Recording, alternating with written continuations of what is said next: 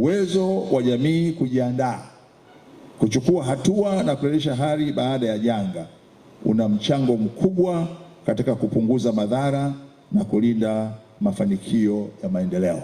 Na hili nimeliona katika mabanda mbalimbali niliyotembelea, ikiwa ni pamoja na lile Save the Children, yale waliyofanya kule Hanang', na waliniambia Save the Children wao wanakuwepo mwanzo na ndio wa mwisho kufanya nini?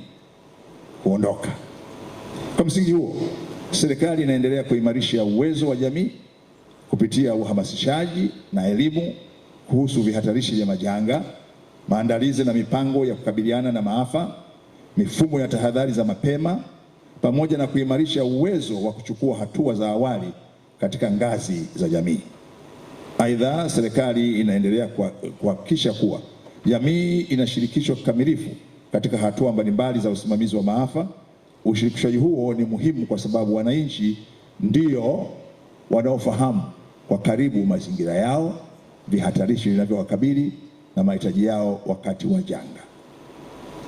Ndugu viongozi na wageni waalikwa, kwa upande sasa wa watoa huduma za kibinadamu, ninawasihi kuendelea kuangalia namna ya kuunganisha huduma za dharura na juhudi za muda mrefu za kujenga uwezo wa jamii. Msaada unaotolewa wakati wa janga ni muhimu katika kuokoa maisha na kupunguza mateso, lakini tunapaswa pia kuhakikisha kuwa hatua hizo zinachangia kujenga uwezo wa jamii wa kukabiliana na majanga yajayo.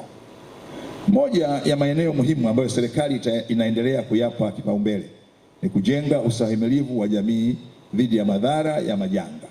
Tunapaswa kuendelea kuhamisha nguvu kutoka katika mtazamo wa kusubiri janga litokee na kisha kukabiliana nalo na kwenda katika kujenga uwezo wa jamii kutambua vihatarishi, kuchukua hatua za mapema na kupunguza madhara kabla hayajatokea. Wakati naelekea kuhitimisha hotuba yangu, sasa nisisitize yafuatayo. Ninawasihi wadau wote wa huduma za kibinadamu kuendelea kuimarisha mshikamano na ushirikiano katika hatua zote za usimamizi wa maafa, kuanzia kuzuia, kujiandaa, utoaji huduma wakati wa dharura hadi urejeshaji wa hali baada ya maafa. Ushirikiano huu utasaidia kutumia kwa ufanisi zaidi maarifa, utaalamu, teknolojia na rasilimali zilizopo kwa manufaa ya wananchi. Pili, natoa wito kwa mashirika ya Umoja wa Mataifa, mashirika yasiyo ya kiserikali, sekta binafsi, taasisi za dini na wadau wengine kuendelea kushirikiana kwa karibu na serikali katika kutoa huduma za kibinadamu. Ushirikiano huu uzingatie uratibu, uwajibikaji na matumizi bora ya rasilimali ili kuhakikisha kuwa msaada unawafikia walengwa kwa wakati, kwa usawa na kwa ufanisi.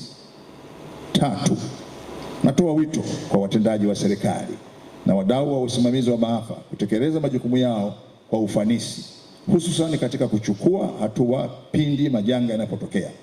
Ni muhimu kila mdau ufahamu wajibu wake na kutekeleza majukumu yake kwa kuzingatia mifumo, mipango na uratibu na taratibu zilizowekwa na usimamizi wa maafa nchini. Nne, natoa wito wa kuendelea kuwawezesha wananchi kushiriki kikamilifu katika usimamizi wa maafa. Wananchi wanapaswa kuwa sehemu ya kujiandaa, utoaji wa taarifa, hatua za awali na uokoaji na urejeshaji wa hali. Ni muhimu kuendelea kuwajengea wananchi uwezo wa kutambua vihatarishi vinavyowazunguka, kuelewa taarifa na tahadhari za mapema na kuchukua hatua stahiki. Hitimisho.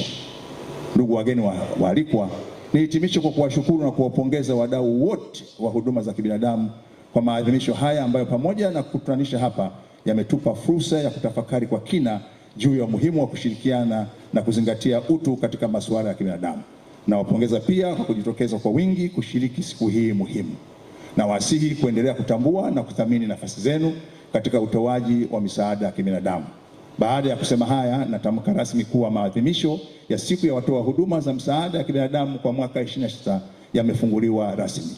Asanteni kwa kunisikiliza. Naomba tusangilie kwa makofi mengi na tunyanyuke wote wakati mheshimiwa anakuja kuketi. Ili kuwa mwanafamilia bora wa Global TV, usisahau kusubscribe, like, kushare na kucomment. Baada ya kusubscribe, bonyeza alama ya kengele ili kupata taarifa kwa kila video inayopanda Global TV Online.